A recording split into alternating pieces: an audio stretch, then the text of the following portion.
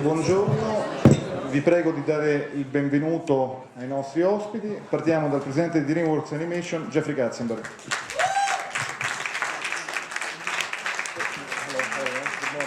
Proviamo con l'attrice protagonista che presta la voce a Ginonica e a Susan, Reese Witherspoon.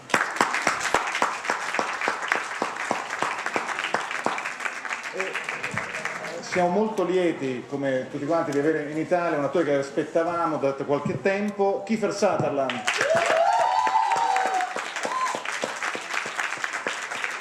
Abbiamo poi la produttrice del film, Lisa Stewart,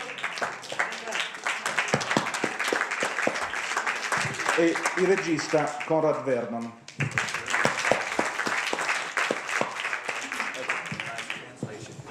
Allora, buongiorno, benvenuti alla conferenza di stampa di Mostri contro Alieni. Il film verrà distribuito da Universal il prossimo 3 aprile in day and date con tutto il mondo.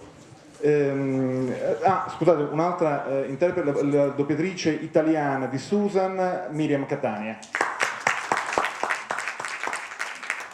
Il film uscirà in almeno 550 cinema il prossimo 3 aprile e ricordo che, ma chiaramente bisognerà avere un aggiornamento più avanti rispetto a questa distribuzione, il film è il primo film realizzato in 3D, completamente realizzato in 3D della storia del cinema, e quindi speriamo che le 60 sale che in quel momento ad aprile saranno disponibili sul territorio italiano lo presenteranno al pubblico anche in questa straordinaria versione.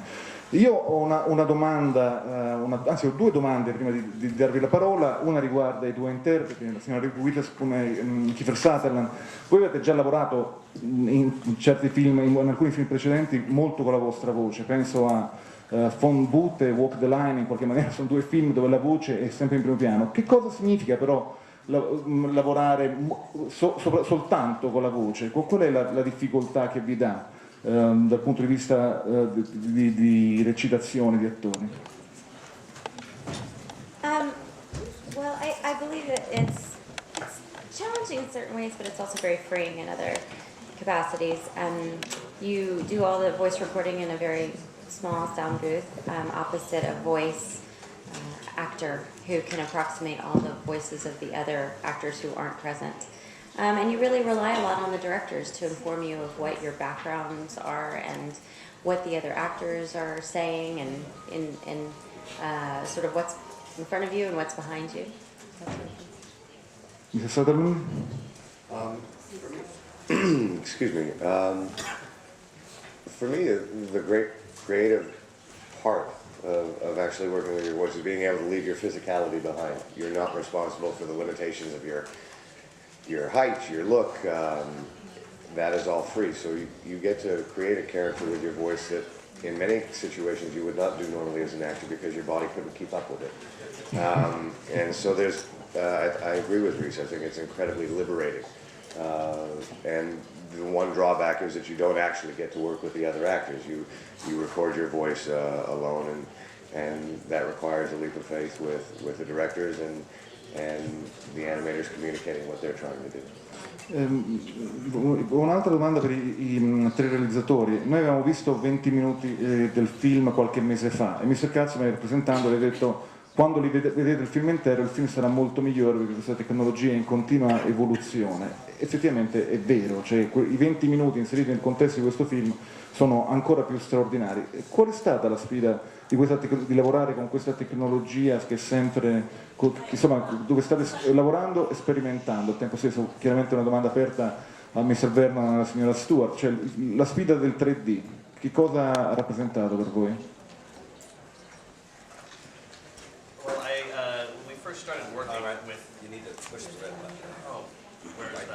Che ha qualcosa di questo fatto di premere il bottone rosso è in linea col film. Anche il presidente degli Stati Uniti ha dei dubbi su quale bottone rosso premere. Prego. It's true. Okay, what was the question? Sorry.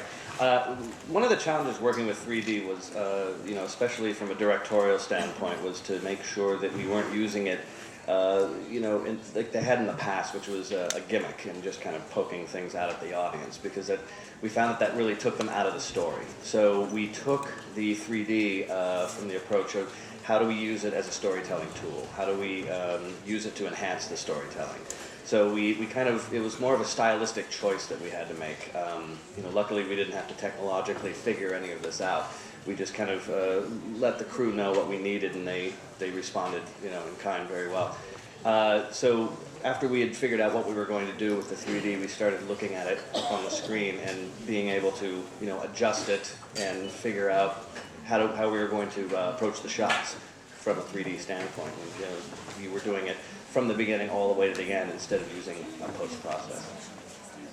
I'd just like to add, there was a lot of trial and error at the beginning, but we had this outstanding crew at DreamWorks that sort of developed the technology along with us as we were trying to tell our story, and really enabled us to not have any compromises. They just actually enhanced the process for us. I think it turned out to be really quite remarkable. No, ok. Allora, abbiamo una domanda qui per Paolo Festa, prego.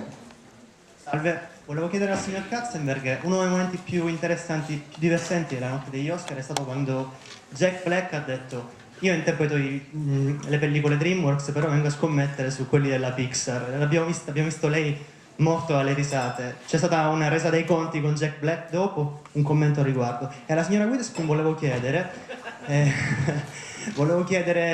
qual è stata la sua reazione quando il suo collega Joaquin Phoenix ha deciso di ritirarsi dalle scene, e se lei crede a questa faccenda, se è un imbroglio, se è vero, qual è la sua reazione? Grazie. So, Jack Black, you know, has a very good sense of humor, and fortunately, so do I.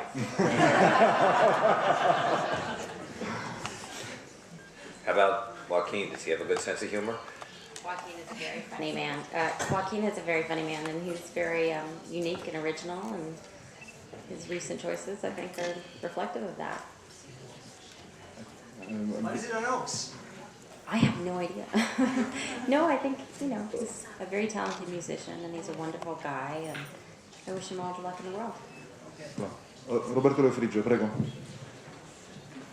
Allora, buongiorno, una domanda per Conrad Vernon. Il vero protagonista secondo me è Galaxar, l'alieno, quindi io so che prima doveva essere una donna, poi è stato cambiato, la scelta è stato deciso di fare un personaggio maschile, ma la scelta del design del signor Katzenbergh è stata una cosa imposta da lui o è stata una sua idea, un'idea degli animatori? So che in realtà è l'alieno, Katzenbergh. I'm going to let you take that comment. So, Like I said, I have a very good sense of humor. well, yeah, we did have it as a female in the beginning. We actually started looking at the casting, and we found Rainn Wilson, who was just outstanding, and we really wanted to work with him. That wasn't the only choice for making him, you know, he, but it was one of the stronger reasons. And as far as the design is concerned, we did go back to the old 1950s sci-fi movies, and we looked at all the different design elements that are in all these old aliens. They usually have some sort of large throbbing brain. They usually have a bunch of slimy tentacles and more than 2 eyes. So we just took all those and we put them in. And if it looks like Jeffrey, that's completely by accident.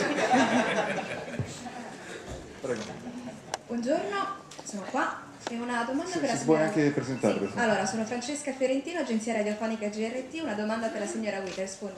Il suo personaggio dimostra che esiste un gigante in ogni donna, o quantomeno esistono delle potenzialità da gigante in ogni donna, se solo si trova la possibilità di esprimerlo. Volevo sapere qual è stato nella sua vita il meteorite simbolico, ovviamente, che le ha fatto capire di avere una marcia in più. Grazie.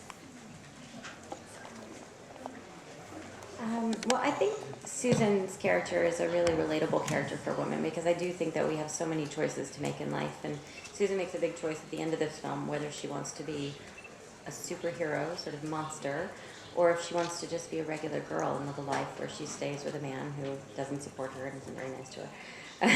So it's not a very difficult decision. But I do think, you know, I think that's evolution that I think a lot of women can identify with. And certainly I've had that kind of times in my life where I was challenged and had to discover who was I going to be. You know, am I a mother? Am I a working woman? All these discoveries are always very challenging for a woman. So I hope people will relate to that.